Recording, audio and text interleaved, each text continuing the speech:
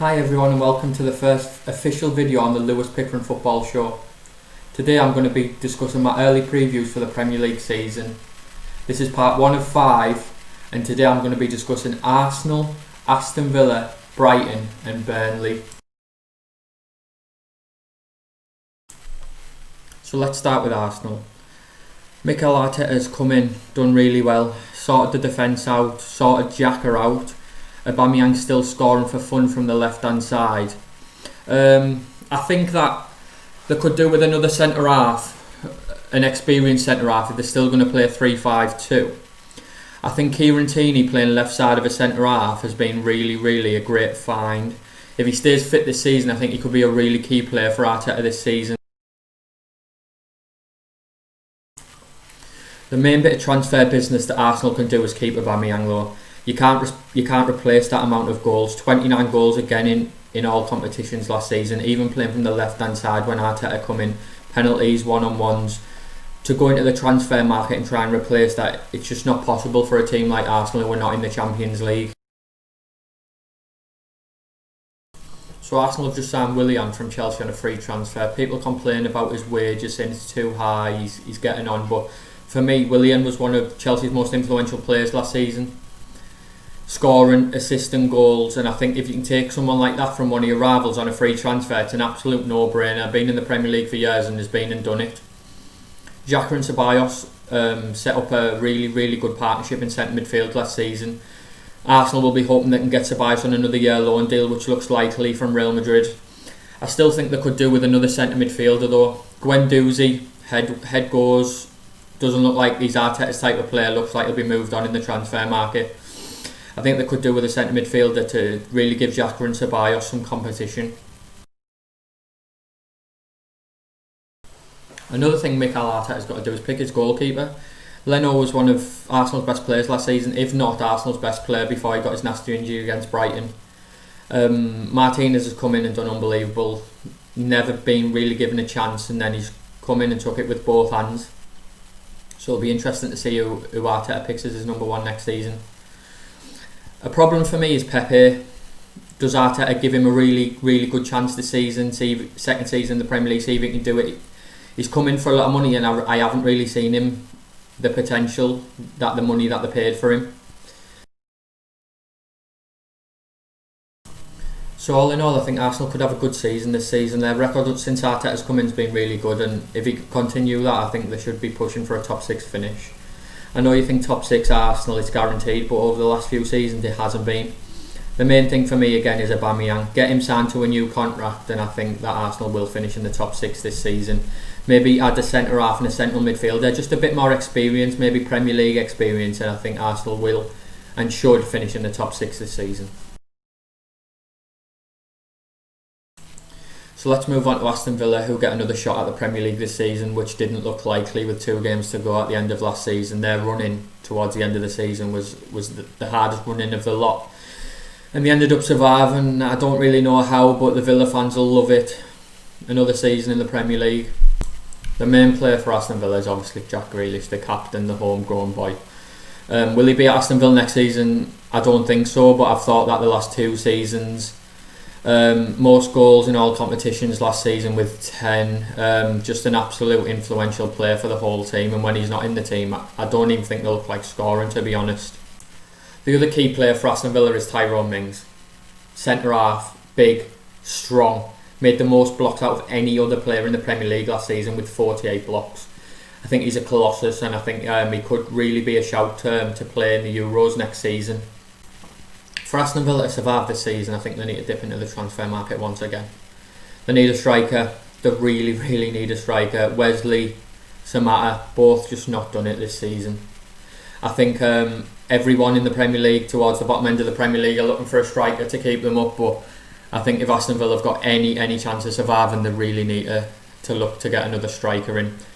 Jack Grealish was the top scorer in all competitions with just 10 goals from midfield last season. To be able to survive in the Premier League, I really think they need more goals from their centre forwards.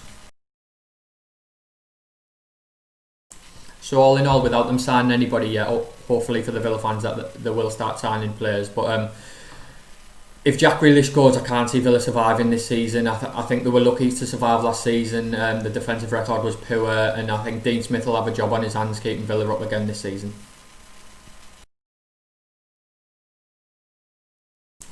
So we move on to Brighton, my favourite team watching the Premier League last season. Graham Potter's come in. I think he's a fantastic coach. Changed the way they play and kept them in the Premier League with playing beautiful football. Changes formation from 3-5-2 to 4-3-3 to 4-4-2. Really adaptable coach, and I think he deserves more plaudits for what he did with Brighton last season. The key player for me for Brighton is Lewis Dunk, the captain. Great in both boxes, never really loses a header. Made 37 blocks in the Premier League, which was 5th most in the Premier League last season. He also completed 2,251 passes, which was top 10 in the Premier League, and it just shows the philosophy that Graham Potter has to play out from the back. I think Dunk doesn't get the recognition he deserves, and I think he could be pushing for an England place in the squad for the Euros next year. I think Matt Ryan's another key player for Brighton. Never really misses a game, never really makes a mistake. I think he's a really top quality goalkeeper.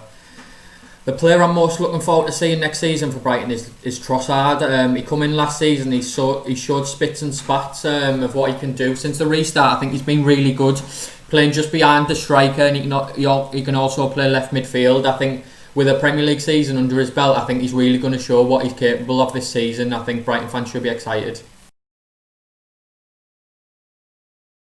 So for Brighton this season, I think it'll just be another steady season under Graham Potter. I think a couple of additions in the transfer market. I don't think they need anything too dramatic, like not a squad overhaul or anything, just a couple of additions. I think it's always good to freshen your squad up. I think Graham Potter will lead Brighton to a mid-table finish next season.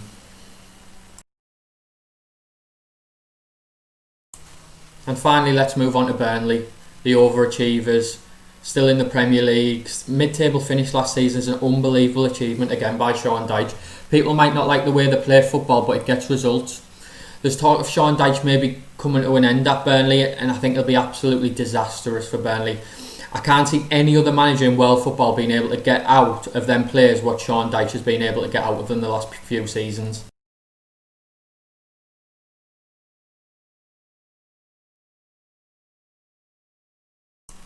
The main players for me this season for Burnley are the keeper and the two centre-halves. Nick Pope, 15 clean sheets in the Premier League last season, almost won the Golden Glove. Solid, never hardly makes a mistake. Should be England's number one at the Euros next season, in my opinion.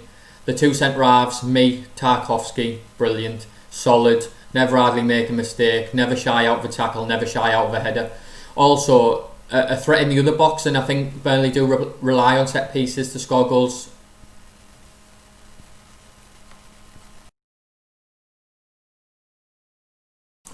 I think Burnley got a rising superstar in Dwight McNeil, who played left-hand side last season.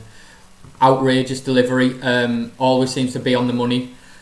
Burnley creates a lot of chances from set pieces, and I think his delivery has added an extra dimension to them this season. Chris Wood, most headed goals in the Premier League last season with 5. I think they like to get the ball in the box early. They like to try and catch defences unaware, and I think they're very good at that. They're direct, and that's just Burnley's style. Next season, I think they'll be fine if Sean Dyche stays. If Sean Dyche doesn't stay, I can't see them surviving. I think the wheels might fall off. So hopefully for Burnley fans, Dyche stays. So that was part 1 of 5 of my early season preview. Manager changes are going to happen, transfers are going to happen. You don't know what happens before the start of the season.